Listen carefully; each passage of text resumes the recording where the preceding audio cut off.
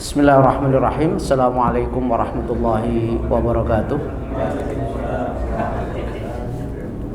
Alhamdulillahilladzi wa kafa wassalatu wassalamu ala nabiyil mustafa wa ala alihi wa sahbihi min ahli sidqi wal wafa. Asyhadu an la ilaha illallah wahdahu la syarikalah wa asyhadu anna sayyidana Muhammadan abduhu wa rasuluhu la nabiyya ba'da. Allahumma salli wa sallim ala sayyidina Muhammadin wa ala alihi wa sahbihi ajma'in. Qala Allah Ta'ala fil Qur'anil Karim wa huwa asdaqul qailin. A'udzu billahi minasyaitonir rajim. Bismillahirrahmanirrahim. Inna 'aradna al-amanata 'ala as-samawati wal ardi wal jibali fa abayna yahmilnaha wa ashfaqna minha wa hamalaha al-insan innahu kana zaluman jahula. Wa qala sallallahu alaihi wasallam fi hadits syarif, addil amanata ila man i'tamanaka wa la takhun man khanaka. Sadaqallahul azim wa sadaqa rasuluhu nabil karim wa nahnu ala dzalika minasyahidin wasyakirin walhamdulillahi rabbil alamin. Hadirin dan hadirat sekalian yang dimuliakan Allah, alhamdulillah pada kesempatan siang hari ini kita bisa bertemu kembali. Mudah-mudahan hal ini menjadi bekal kita menuju surga sambil reuni.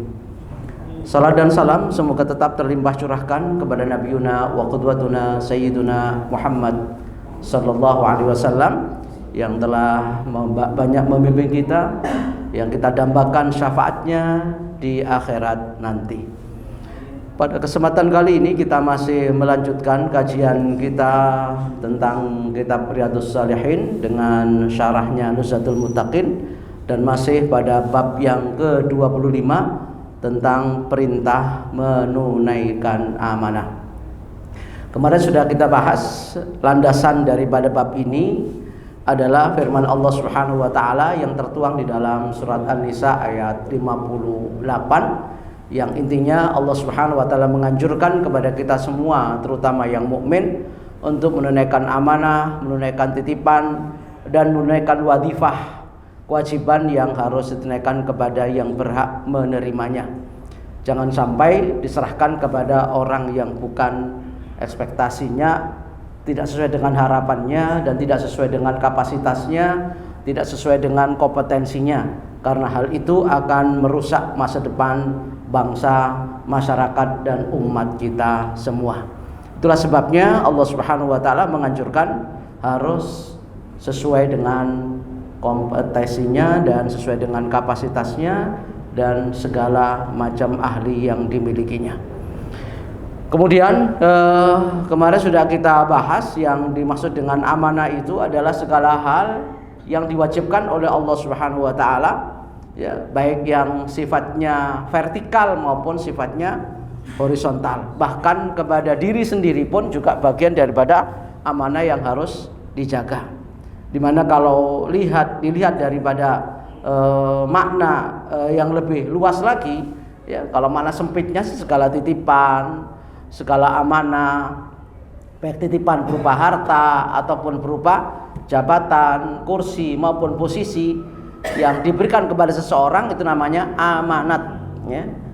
Amanat dari kata amana yu'minu atau amana ya'manu, maknanya diamankan. Kalau diamankan berarti tidak boleh diselewengkan, tidak boleh diserongkan, nggak boleh diperlakukan secara sewenang-wenang, tidak sesuai dengan, ya, hak dan kewajibannya. Tetapi kalau dimaknai secara umum, makna amanah yang dimaksud dalam ayat tadi, ya, antu'addul amanati, yang di situ Allah Subhanahu wa taala menyebutkan dalam bentuk jamak, berarti bukan hanya amanah tertentu. Yang kedua, makna am ini bisa ditandai dengan adanya alif lam. Alif lam itu adalah menunjukkan satu kata yang bermakna umum. Kalau umum berarti mencakup segala bentuk amanah, baik itu pribadi, ya, itu keluarga, masyarakat maupun organisasi, ataupun yang lebih luas lagi negara secara keseluruhan. Itulah namanya amanah yang dianjurkan oleh Allah Subhanahu wa taala ditunaikan sesuai dengan hak dan kewajibannya. Dan kalau bisa kita lihat lebih dalam lagi tentang makna amanah, disebutkan oleh Allah Subhanahu wa taala dalam surat 33 ayat 72 ya, pojok bawah sebelah kiri sebelum terakhir itu. Ketika Allah mengatakan inna aradnal amanata 'alas samawati wal ard. Di sini Allah menggunakan kata amanah yang berbentuk mufrad, tunggal. Ya. Nah, di sini mengandung makna menurut para ulama al-amanah adalah jami' ma, ya. Jami'u ma amarallahu bihi wa ma nahahu anhu. Segala yang diperintah oleh Allah dan segala yang dilarang oleh Allah itulah amanah. Dan itulah yang tertuang di dalam Al-Qur'an. Nah, amanah ini dianggap berat, dianggap tidak mampu diemban oleh siapapun kecuali mereka yang diberikan rahmat oleh Allah Subhanahu wa taala, illa man rahima rabbuh. Kecuali mereka yang diberikan rahmat oleh Allah mampu mengemban amanah yang berat. Itulah sebabnya mengapa ketika Allah menawarkan kepada langit, kepada bumi, ya, kepada gunung yang secara fisik, ya, secara struktur biologi itu kita lebih kecil dari mereka dan mereka lebih kecil, lebih besar daripada kita. Langit, bumi lebih tinggi dari kita, lebih dalam dari kita, gunung lebih besar dari kita. Semuanya ketika ditawarkan oleh Allah Subhanahu wa taala, mereka menolaknya. Dan tawaran Allah Subhanahu wa taala kalau kita perhatikan bukan tawaran basa-basi, tapi tawaran yang sungguh-sungguh dan penuh dengan setulus hati. Kenapa? Karena Allah menggunakan kata inna. Kata inna itu menunjukkan kesungguhan karena maknanya taukid yang menegaskan suatu pernyataan. Kalau ini bukan sesuatu yang sungguh-sungguh disampaikan oleh Allah, tawaran ini mungkin gak pakai kata inna. Ditambah lagi dengan kata aradna. Aradna ini bentuknya past tense. Past tense adalah masa lampau. Masa lampau adalah sesuatu yang sudah pasti, nggak mungkin terulang lagi. Itulah sebabnya jam, seringkali saya katakan jam itu kalau semenit yang lalu tidak mungkin diputar ulang, sedetik yang lalu nggak mungkin diputar ulang, kecuali jam rusak. Itu bisa diputar, makanya bahasa Inggris namanya o'clock, itu jam rusak. Jadi itu jam rusak diputar. Tapi kalau jam itu yang normal nggak bakal bisa dikembalikan. Maka itu adalah tawaran pasti, tawaran sungguh-sungguh yang tidak mungkin mengandung basa-basi. Maka bahasa Allah inna aradna, sungguh pernah. Tuh. Maknanya pernah dan telah. Aku tawarkan kepada siapa? Kepada apa? Langit yang 7 lapis mulai tawari. Jabatan-jabatan yang ada di dunia saat ini. Amanah yang sekarang kita emban pernah ditawarkan oleh Allah kepada langit yang 7 lapis, bumi 7 lapis, gunung yang Bukit Barisan atau wah banyak itu semua, Gunung Semeru, Gunung Merapi yang sudah mulai batuk-batuk itu pernah ditawari oleh Allah Subhanahu wa taala. Tapi semua sikapnya fa'abaina. Mereka menolak tawaran itu. Ya, kenapa? Wa asfaqna minha, takut tidak mampu melaksanakannya. Tidak mampu untuk menunaikannya karena saking beratnya. Ya. Dan itulah sebabnya mengapa kemudian Allah Subhanahu wa taala tawarkan kepada Nabi Adam. Wa hamalal insan, lalu Allah tawarkan kepada insan siapa di situ? Adam. Ketika dikatakan kepada Adam menerima tawaran itu. Padahal tawaran ini pernah ditolak oleh langit, oleh bumi dan oleh gunung. Tapi ketika ditawarkan oleh Allah kepada manusia yang diwakili oleh Nabi Adam dan kita adalah Bani Adam, maka mau nggak mau, rela nggak rela, ridho nggak ridho, amanah ini sudah kadung kita terima. Ya, amanah ini sudah kadung kita terima walaupun berat bebannya. Maka ditolak oleh gunung, ditolak oleh langit, ditolak oleh bumi. Mereka tahu dan Allah sudah pernah katakan itu dalam surat Al-Hasyr. Lau anzalna hadzal Qur'ana ala jabalin la ra'aitahu khashi'an mutasaddian min khasyatillah. Andaikan amanah Quran yang begitu berat itu diturunkan kepada gunung, maka gunung akan meletus, akan meledak. Kenapa? Saking enggak kuatnya beban amanah itu. Tiba-tiba manusia yang khuliqa halu'a, khuliqa dha'ifa, khuliqa jazua menerima amanah itu. Manusia yang ringkih seperti kita, lebih lemah daripada langit, lebih rendah daripada langit, yang lebih lemah daripada bumi, lebih lemah daripada gunung, itu malah menerima amanah. Walaupun menerima amanah, Allah ingatkan 2 sifat dan watak yang harus diwaspadai. Innahu kana zaluman jahula. Zalum inilah yang menyebabkan manusia tidak memegang amanah. Jahul inilah yang menyebabkan manusia kadang-kadang menyimpangkan, bersikap sewenang-wenang. Itulah sebabnya seringkali dikatakan bahwa az-zulmu wal jahlu aslu kulli syarrin. Kezaliman dan kebodohan adalah sumber utama segala kejahatan. Kejahatan itu bersumber dari mana? Dari kezaliman. Bersumber dari mana? Dari kebodohan. Makanya Allah ingatkan dua watak dan dua karakter manusia ini selalu diingatkan oleh Allah. Walaupun kamu pegang amanah, kadang-kadang kamu melampaui batas, wahai manusia. Tidak sesuai dengan tupoksinya, menggunting dalam lipatan, menjegal teman seiring, ya, kemudian melakukan overlapping yang bukan menjadi tupoksinya. Kadang-kadang dia merebut kekuasaan dengan cara-cara yang tidak dibenarkan dan dihalalkan. Karena kezaliman inilah terjadinya segala bentuk kejahatan.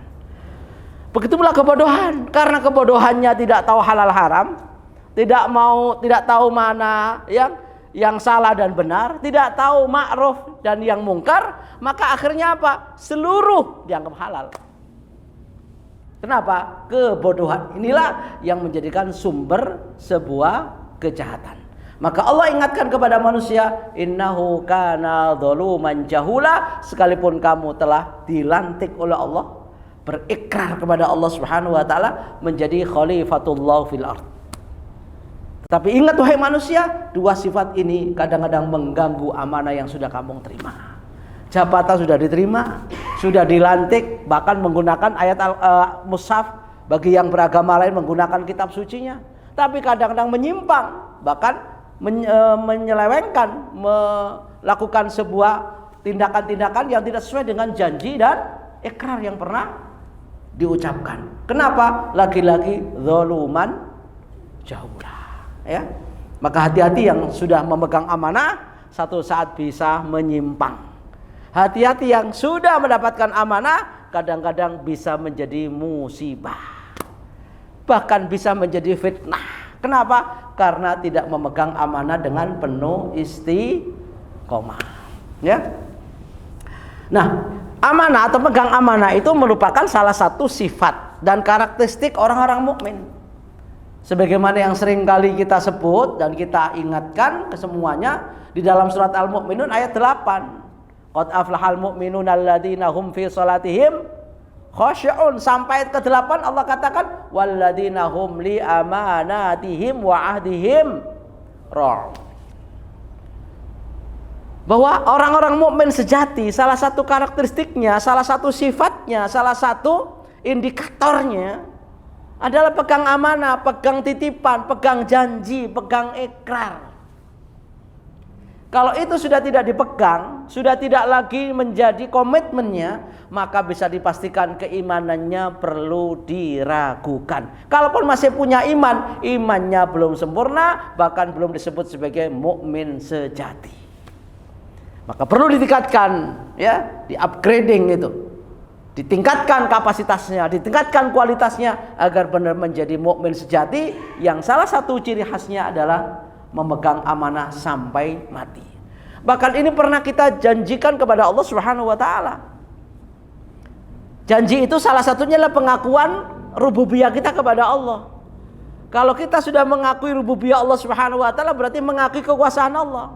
Kalau mengakui kekuasaan Allah, berarti kita harus menghamba dan mengabdi hanya kepada Allah, bukan kepada manusia, bukan kepada keluarga, bukan kepada golongan, bukan kepada satu kelompok, tetapi kepada Allah Subhanahu wa taala. Dan itu pernah kita ungkapkan sebelum kita terlahir di muka bumi, alastu birabbikum qalu bala. Semua bersaksi itu di hadapan, ikrarnya jelas saat itu. Tapi begitu lahir manusia menyimpang dari apa yang dari janjinya, begitu lahir dia menyeleweng dari apa yang pernah dijanjikan kepada Allah Subhanahu wa taala. Itulah sebabnya mengapa selalu diingatkan oleh Allah Subhanahu wa taala, pegang janji yang pernah kita ucapkan di masa itu. Kita ungkit kembali, kita ingat kembali, dan kita ulang kembali setiap kali kita sholat. Janji apa itu? Menghamba kepada Allah dan minta tolong kepada Allah. Jadi amanah ini ya Allah hanya untukmu. Titipan ini ya Allah hanya untukmu, karena engkau yang memberikan amanah dan kekuasaan ini. Kan Allah kan yang memberikan kekuasaan kita. Qulillahumma malikal mulki tu'til mulka man tasya wa tanzu'ul mulka mimman tasya wa tu'izzu man tasya wa tudhillu man tasya biyadikal khair. Allah yang memberi. Maka selalu diingatkan oleh Allah Subhanahu wa taala agar kita istiqomah, punya komitmen terhadap amanah. Allah ingatkan setiap sholat kita suruh membaca 17 kali. Iyyaka na'budu wa iyyaka nasta'in. Iyyaka na'budu wa iyyaka nasta'in 17 kali agar ingat janji dan ikrar yang pernah diucapkan saat kita sebelum terlahir ke bumi. Maka ketika diberi amanah apapun, diberi amanah diri kita ini kan amanah. Nyawa kita ini amanah, anggota badan kita itu amanah. Apa yang nempel dalam diri kita aja amanah, apalagi orang lain yang di luar kita. Anak kita, istri kita, keluarga kita, masyarakat kita, umat kita, anggota kita. Itu semuanya amanah kita semua yang punya hak dan kewajibannya. Kalau kita mengingat semuanya hanya kepada Allah dan minta tolongnya kepada Allah, maka semuanya dipersembahkan untuk Allah Subhanahu wa taala. Hanya padamu ya Allah aku menghamba, dan hanya padamu ya Allah aku minta pertolongan. Kalau tidak, minta pertolongan kepada dukun, kepada paranormal, bukan kepada Allah Subhanahu wa taala. Itulah mengapa Allah Subhanahu wa taala memberikan satu karakteristik kepada mukmin sejati, salah satunya adalah walladzina hum li amanatihim wa ahdihim ra'un. Kemudian berikutnya ketika Allah Subhanahu wa taala memberikan amanah kepada manusia, manusia mensikapinya dengan 3 sifat. Manusia ketika diberikan amanah oleh Allah Subhanahu wa taala mensikapinya dengan 3 sifat. 3 karakter. Yang pertama adalah bisa menjadi munafik, kemudian bisa menjadi musyrik atau kafir, bisa menjadi mukmin. Amanah Allah Subhanahu wa taala itu kan kita dianjurkan oleh Allah melaksanakan segala perintah dan menjauhi larangan. Itu amanah yang paling global. Dirinci menjadi ini, menjadi itu, sebagai ini, sebagai itu, dapat kursi, dapat posisi. Itu kan rincian daripada amanah Allah secara global yang pernah diturunkan Allah kepada Al-Qur'an atau kepada bumi atau kepada gunung yang seandainya itu diterima oleh mereka meletus karena tidak mampu untuk mengembannya. Nah, ketika manusia yang dikatakan oleh Allah dalam surat Al-Ahzab ayat 72 tadi, wa hamalahal insan innahu kana dzaluman jahula, sikapnya ada 3 tuh. Pertama nifak, yang kedua kufur, yang ketiga iman. Bagi yang hanya menerima amanah Allah dengan pura-pura, ya Allah aku terima, ya Allah aku taat, itu hanya sekedar omon-omon kata orang. Hanya sekedar kata-kata yang nggak ada fakta. Hanya sekedar retorika yang nggak ada amal nyata. Hanya janji-janji tapi tanpa bukti. Itulah munafik. Ketika diberi amanah, malah dia secara lahiriah menampakkan ketaatannya, menampakkan komitmen dan konsistensinya, tapi di belakang menusuk dengan pedangnya. Itulah orang yang ketika mensikapi amanah Allah dengan sifat nifak. Nifak itu dari kata an-nafak. Nafak itu dari kata-kata lubang atau terowongan. Terowongan itu punya 2 muka. Muka depan dengan muka belakang. Itulah lubang tikus. Kalau antum kejar dari sini, tikus itu akan keluar lubang yang lain. Nah, begitu pula terowongan itu punya wajah muka wajah depan, ada wajah belakang. Begitulah orang munafik dikatakan nifak karena nafak seperti terowongan. Wajahnya ada 2. Kecuali gua itu cuma 1. Atau gang buntu nggak ada jalannya. Tapi kalau tembus wajahnya 2, itu namanya nifak atau an-nafak. Maka orang munafik wajahnya 2, nampak depan dengan nampak belakang berbeda. Ketika mereka beri amanah, manggut-manggut tadi belakang, menjegal teman seiring, menggunting dalam lipatan dan menyebarkan fitnah dan kemudian mengambil alih secara paksa. Kenapa? Nifak sikapnya. Yang kedua, kufur. Mengkhianati semua janji Allah itu. walaupun pernah alastu birabbikum dan pernah mengatakan akan melaksanakan segala komitmen dan konsekuensinya, tetapi mereka mengkufuri semua amanah Allah Subhanahu wa taala. Enggak tahu halal, enggak tahu haram, pokoknya yang penting dapat kedudukan. Ya, enggak tahu mana ya ma'ruf dan mungkar, enggak tahu mana salah dan benar, yang penting dia dapat jatah. Yang penting dia dapat kedudukan, dapat posisi dan kursi, menghalalkan dengan segala macam cara. Itu orang kufur ketika diberi amanah oleh Allah Subhanahu wa taala. Nah, yang baik bagaimana mensikapi amanah Allah itu adalah orang mukmin dengan keimanan. Makanya keimanan itu mengandung 3 unsur. Iqrarun bil lisan, wa tasdiqun bil janan, wa amalun bil arkan. Antara wajah atau wajah depan dengan wajah belakang orang mukmin itu sama, luar dan dalam itu sama, lahir dan batinnya nggak beda. Itulah mukmin sejati yang kata Allah Subhanahu wa taala, walladzina hum li amanatihim wa ahdihim ra'un. Ketika mensikapi amanah Allah Subhanahu wa taala, dia tunaikan dengan segala potensi dan dilakukan sepenuh hati. Dan hanya untuk mencari ridho ilahi Rabbi sampai nanti ketemu Allah di akhirat nanti. Tapi jangan tidur lagi ya. Nah, begitu Allah Subhanahu wa taala menginginkan kita untuk mensikapi amanah itu.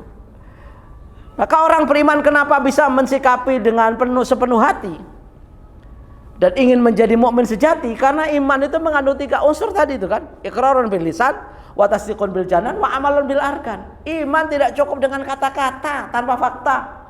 Iman tidak cukup dengan retorika tanpa amal nyata. Iman tidak cukup dengan janji tanpa bukti. Maka harus dimasukkan ke dalam dada dan hati agar bisa diresapi. Maka langkah kedua setelah ikrar adalah tasdiqun bil janan. Meyakini apa yang diucapkan dalam hati sampai masuk ke dalam relung-relung paling dalam untuk bisa direnungkan dan diamalkan dalam kehidupan sehari-hari. Maka unsur yang ketiga adalah wa amalun bil arkan. Setelah diikrarkan, kemudian diyakini, lalu diterjemahkan ke dalam bahasa pergaulan sehari-hari. Enggak cukup dengan ikrar. Kalau hanya cukup ikrar, munafik pun juga ikrar. Kalau cukup dalam hati, orang kebatinan pun juga sudah melaksanakan dalam hatinya. Maka enggak cukup dengan ikrar dalam hati, tapi harus diterjemahkan ke dalam bahasa pergaulan sehari-hari, yaitu dengan amal bil arkan, mengamalkan iman itu dengan anggota badan yang tersedia. Itulah sebabnya mengapa Allah Subhanahu wa taala selalu ingatkan unsur iman yang paling penting dari ketiga unsur ini adalah amal. Bukan omon-omon, bukan janji tanpa bukti, bukan kata-kata tanpa fakta, bukan retorika tanpa amal nyata. Tapi bagaimana kita mensikapi ini dalam dunia kehidupan sehari-hari? Tunjukkan bahwa Anda sebagai manusia mukmin sejati di hadapan Allah Subhanahu wa taala. Dengan apa? Dengan amal. Maka kalau kita teliti nih, ketika Allah Subhanahu wa taala menyebutkan panggilan ya ayyuhalladzina amanu yang ada 89 kali, dan panggilan ya ayyuhan nas itu ada sekitar 18 kali, ya ayyuhalladzina kafaru ada 17 kali. Allah memperbanyak panggilan kepada orang mukmin sebagai panggilan kasih sayang. Lagi-lagi seperti yang saya katakan kemarin, bahwa orang mukmin paling responsif, paling sensitif kalau disebut dan dipanggil. Dan kalau kita teliti itu, coba, setiap kali Allah memanggil orang mukmin pasti tuntutannya satu di antara dua atau kedua-duanya. Kalau enggak menuntut mereka melaksanakan perintah atau meninggalkan larangan, atau kedua-duanya melaksanakan perintah atau meninggalkan larangan. Banyak contohnya kan, yang menuntut perintah dan instruksi, ya ayyuhalladzina amanu qu anfusakum wa ahlikum naro, ya ayyuhalladzina amanu tubu ilallahi taubatan nasuha, ya ayyuhalladzina amanu, banyak sekali ya. Dan yang larangan banyak sekali, la ayyuhalladzina amanu la yaskhar qaumun min qaumin asa ayyakunu khairan minhu wala nisa'un min nisa'in asa ayyakuna khairan minhunna, la tubtilu shadaqatikum bil manni wal adha. Itu banyak larangan Allah Subhanahu wa taala ya kepada orang mukmin. Kenapa? Mereka yang paling sensitif dan responsif. Ada juga yang kedua-duanya, ada larangan sekaligus perintah atau perintah sekaligus larangan, sebagaimana Allah sebut dalam surat Al-Baqarah yang sudah populer di telinga kita, dalam surat Al-Baqarah 208, ya ayyuhalladzina amanu dkhulu fis-silmi kafatan. Di sisi lain, wala tattabi'u khutuwatis syaitan. Karena orang yang ingin melaksanakan Islam kafah itu nggak gampang, pasti banyak godaan, diantaranya godaan setan. Maka jangan kamu ikuti langkah-langkah setan, jangan kamu turuti gangguan setan, pasti banyak godaan. Maka silakan perjuangkan menjadi Islam kafah, Islam yang universal, rahmatan lil alamin, tapi jangan tergoda oleh rayuan dan bisikan-bisikan pedas dari setan yang sudah dilaknat oleh Allah Subhanahu wa taala. Itu sekaligus perintah dan larangan. Itu selalu. Nah, karena itulah Allah Subhanahu wa taala mengingatkan lagi dalam ayat yang lain. Orang mukmin mensikapi amanah itu dengan amal, bukan dengan janji-janji palsu. Bukan hanya kata-kata dan retorika, tetapi amal nyata. Maka Allah Subhanahu wa taala ingatkan orang beriman itu selalu beramal. Seringkali kita sebut ya, dan kita ingat juga ya, dalam surat Al-Asr itu kan begitu, Allah Subhanahu wa taala nyatakan langsung dengan amal. Wal asri innal insana lafi khusrin illal ladzina amanu wa amilus shalihat. Kenapa sih Allah sebutkan wa amilus shalihat? Padahal kata-kata alladzina amanu itu sudah mengandung kata amal. Dan itulah sebabnya mengapa Imam Syafi'i mengatakan seandainya Al-Qur'an ini enggak ada ayat lain dan surat lain, cukup Al-Asri ini mewakili seluruh isi ayat Al-Quran. Yang kata beliau ada 1.027.000 huruf ya, dari 30 juz, 114 surat, 6.236 ayat ya, ada 1.027.000 huruf. Itu Allah memanggil orang beriman 86 kali, memanggil orang kafir 17 kali, memanggil orang-orang ya ayuhan nas 18 kali. Allah lebih banyak mengundang orang mukmin. Karena iman ini penting dalam kehidupan orang untuk memegang amanah. Kalau tidak sikapi dengan iman, bubrah semuanya. Bisa dicari orang-orang yang memegang amanah bukan dasarnya iman. Ya, bisa dihitung tuh banyak yang lebih banyak menyimpang dan menyeleweng karena tidak dilandasi oleh keimanan. Bukan karena nggak pinter. Mereka orang-orang pinter tapi nggak benar. Ya, sampai akhirnya keblinger gitu ya. Dan tiap hari pagi-pagi makan lemper, tidurnya sambil melungker gitu ya. Tiba-tiba bangun digigit ular, makanya bangun biar nggak digigit ular, yuk bangun. Masih aja. Untung nggak ada ular.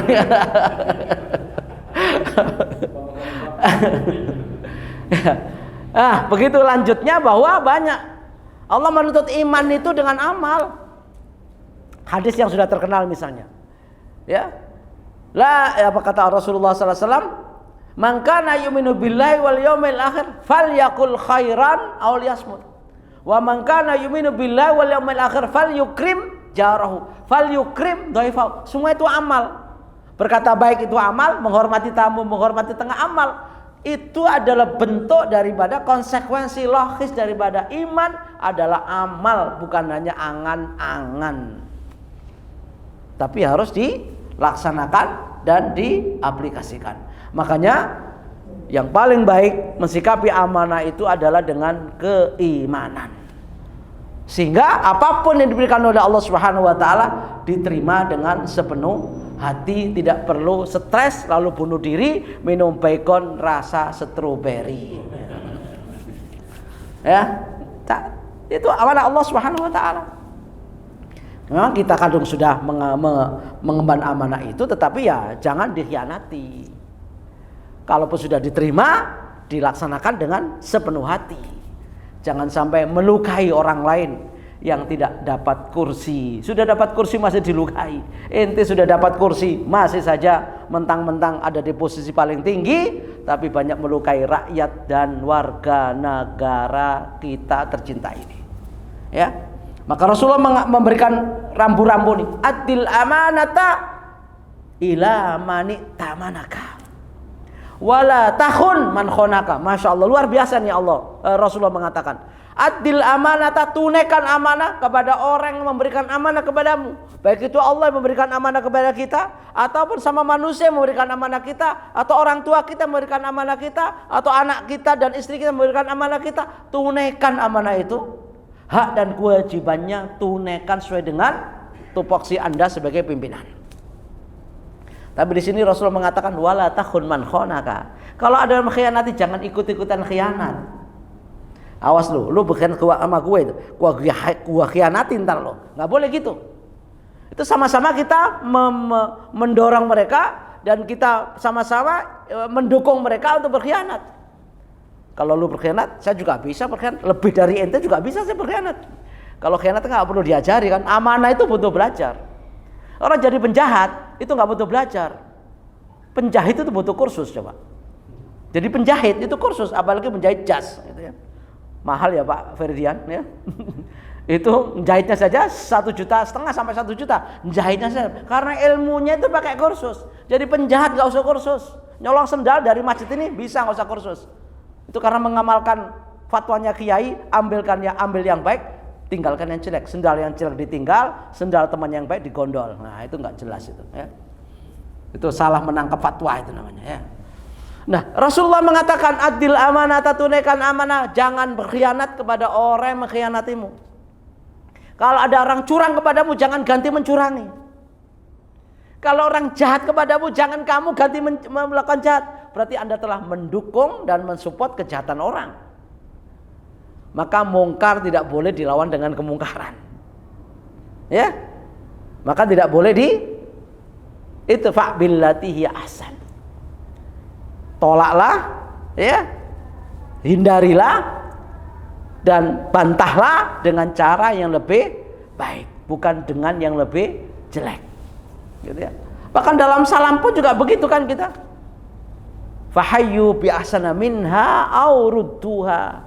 Bila ada orang salam nih kepada kita, kalau assalamualaikum harus dijawab dengan lebih dari itu. Kalau assalamualaikum pakai senyum, kita kasih bonus senyum. Dia manyon salam, assalamualaikum, manyon, kita assalamualaikum. Nah itu lebih baik dari yang mereka ucapkan pada kita. Tambahilah ke bonusnya, waalaikumsalam warahmatullahi wabarakatuh. Nambah itu doanya. Assalamualaikum, waalaikumsalam. Enggak boleh dibalas manyon. Itu kebaikan lebih baik dari orang yang melakukan. Enggak boleh kejahatan dibalas dengan kejahatan, minimal sama. Aurudduha, balasan dengan sikap yang sama. Maka curang tidak boleh dibalas dengan kecurangan, khianat tidak boleh dengan khianat, amanah harus ditekan dengan amanah Allah Subhanahu wa taala. Karena amanah itu adalah sesuatu karakter yang menunjukkan seseorang itu disebut pria sejati. Ya. Pria sejati bukan Jarum Super. Ya. Itu ya, Jarum Super kan pria sejati itu. Jarum Super ya? Ya, jadi pria sejati adalah orang yang memegang amanah. Karena orang yang memegang amanah dengan benar, itulah orang-orang yang sudah diberikan oleh Allah Subhanahu wa taala satu sifat yang tidak diberikan kepada yang lain. Maka ada sebuah ungkapan hadis Rasulullah sallallahu alaihi wasallam yang diriwayatkan Imam Bukhari nomor 7276 dalam sahihnya ya, dari sahabat Hudzaifah. Rasul mengatakan bahwa amanah, karakter pria sejati itu dalam hadis Rasul mengatakan innal amanata nazalat minas sama'i fi jadri qulubir rijal. Sesungguhnya amanah sesuaikan dengan tupoksi yang ada adalah nazalat minas sama, turun dari langit, berarti dari Allah. Jadi kejujuran, kesetiaan, komitmen, konsistensi mengemban amanah itu adalah dari Allah Subhanahu wa taala, turun dari langit. Kemana? Fi jadri qulubir rijal, yang masuk ya amanah itu ke dalam lubuk hati para tokohnya. Yang dikasih amanah pasti para tokoh. Kalau di rumah ya tokohnya bapaknya itu kan, tokoh rumah tangga itu bapak. Ya kalau di keluarga lebih besar lagi atau di warga masyarakat ya RT, RW, besar lagi ya camat, bupati, wali kota, gubernur, sampai negara adalah presiden. Mereka adalah rijal yang diberi amanah oleh Allah, nggak sembarang orang. Walaupun kita sudah berebut dalam posisi tertentu, ternyata kita gagal. Caleg berkali-kali gagal terus. Kata orang ABCD. Apa namanya? ABCD ya? Alat bukan? Caleg doang gitu. Ya gagal maneng gitu kan. Belum dapat ente jatahnya dari Allah. Nggak dapat. Kalau belum waktunya nggak dapat. Kayaknya kayak rezeki gitulah. Gitu ya. Nggak bisa direbut. Rezeki itu nggak bisa salah alamat. Itu kalau salah alamat tanya Ayu Ting Ting tuh. Alamatnya salah. Alamatnya palsu ya. Jadi nggak ada. Oh salah. Sebenarnya saya yang jadi. Kok dia yang diangkat? Enggak. Ente memang belum waktunya. Oh dia yang curang. Bukan karena curang. Allah Subhanahu wa taala memang sudah mengamanahkan itu kepadanya. Curang itu bagian daripada cara dia untuk itu. Tapi tetap Allah Subhanahu wa taala tidak menghalalkan itu dan tidak memberikan ridho kepada itu. Tapi tetap dia yang jadi walaupun dengan curang. Kita mau ke MK kayak, mau ke KPU kayak, nggak jadi. Demo besar-besaran, bawa 1 kontainer bukti, nggak jadi juga. Belum waktunya. Karena itu nazalat minas sama. Ya, itu adalah amanah dari Allah. Makanya nanti sore ini yang mau diamanai DPTW, itu nazalat minas sama, nggak boleh rebut-rebutan, nggak boleh loba-lobi. Kalau sudah diputuskan oleh DPTP, loba-lobi, nggak bisa. Nggak boleh, udah amanah dari Allah. Walaupun itu adalah hasil musyawarah, tapi orang yang ditunjuk melalui para pejabat yang berwenang itu adalah dari Allah Subhanahu wa taala. Kok dia yang jadi? Padahal saya pemilih nggak milih dia. Bukan ente yang menentukan, Allah yang menentukan. Walaupun pilihan ente dan menggiring opini, nggak jadi juga yang menggiring opini namanya sudah tersebut, nggak ada sama sekali. Bahkan mendowngrade seseorang atau beberapa orang, diungkap kelemahannya, kekurangannya, nggak jadi juga dia. Ya, malah yang dihina-hina, yang dibuli-buli itu malah jadi. Ini lagi-lagi nazalat minas sama, amanah itu datang dari Allah bukan dari kita. Lu kok dia yang jadi? Kan saya nggak milih dia. Kok dia nggak jadi? Saya kan milih dia. Ente bukan penentu, Allah yang menentukan. Ente menggerakkan apapun nggak bisa, karena Allah belum berikan. Maka kata Rasulullah SAW bahwa innal amanata nazala minas sama'i fi jadri qulubir rijal.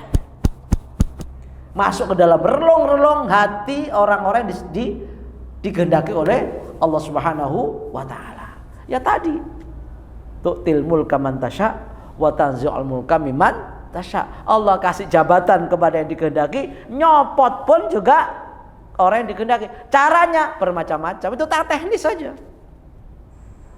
Pakai pemira, pakai pemilu, pakai ini dan itu, voting segala macam. Itu kan cara teknis. Tapi begitu sudah jadi keputusan, begitulah cara Allah Subhanahu wa taala memutuskan sesuatu melalui proses. Enggak ujuk-ujuk langsung enggak ada pemilihan diangkat jadi raja, diangkat jadi presiden, enggak ada. Pasti ada proses yang manusiawi. Gitu kan? Rasul saja menunjuk para komandan perang aja pakai pemilihan kan? Walaupun penunjukan dari Rasulullah SAW, gitu ya. Adapun yang lain ya menurut kesepakatan para sahabat ketika mengangkat khulafaur rasyidin itu ya. Nah itulah sebabnya seseorang itu bisa dinilai pegang amanah apa tidak jangan dilihat dari ibadahnya. Kalau orang ini jujur apa enggak, lihatlah bagaimana dia ketika dikasih jabatan. Orang ini baik apa tidak ketika memegang amanah. Jangan lihat sholatnya khusyuk, qiyamulailnya nggak pernah telat, puasanya Senin Kemis, puasa Daud, puasa Ayyamul Bid, puasa apa saja pokoknya sunnah, puasa terus dia. Jangan lihat itunya. Kata Rasulullah, kata Umar bin Khattab, ya dalam riwayatnya, la tanduru ila sholati mri'in wala siyami. Jangan kau lihat sholat dan puasa seseorang.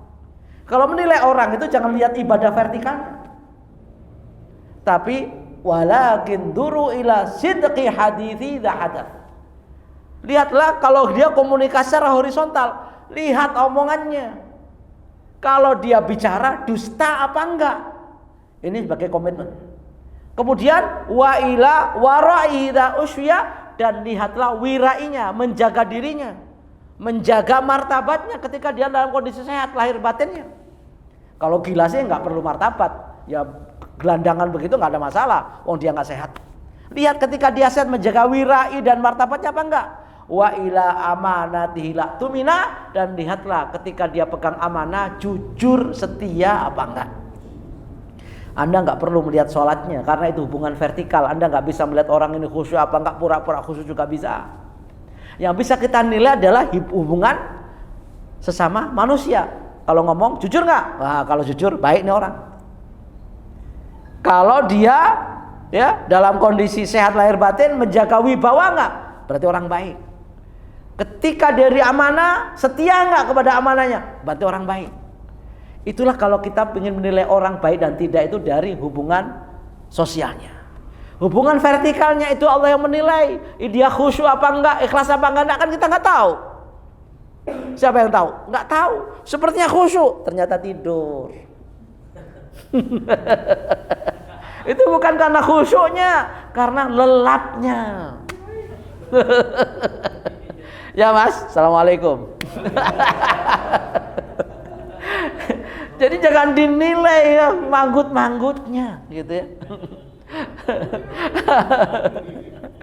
Jadi bagaimana ketika bicara jujur apa enggak, ketika diberi amanah setia enggak dengan amanah itu aja orang bisa nilai. Maka orang itu bisa nilai baik apa tidak ketika dia diberikan amanah. Baik apa enggak. Kalau sudah nyimpang, nyeleweng, enggak jujur, sudah capnya sudah hilang tuh. Udah jadi mereknya dia. Ya.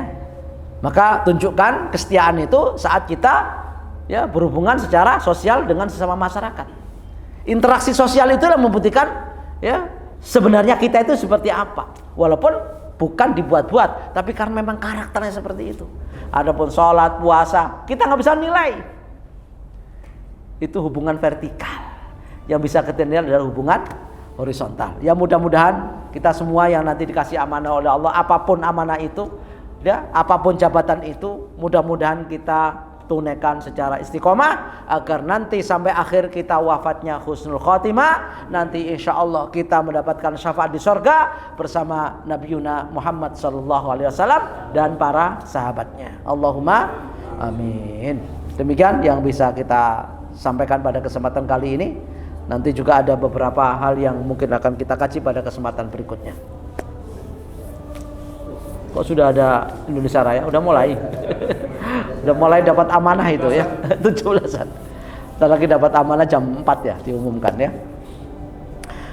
Itu yang bisa kita kaji pada kesempatan siang hari ini. Ada pertanyaan atau pernyataan? Dipersilakan. Ya, ada?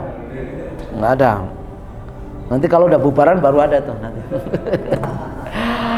Tayyib, sampai di sini kurang lebihnya mohon maaf, yang kurang dari saya tambahi sendiri, yang lebih dari Allah jangan dikurangi. Wabillahi taufiq wal hidayah, waridal anaya wal minkum, wallahul muwaffiq ila aqwamit thariq, nasrun minallahi fatun qaribun basyiril mu'minin. Assalamualaikum warahmatullahi wabarakatuh.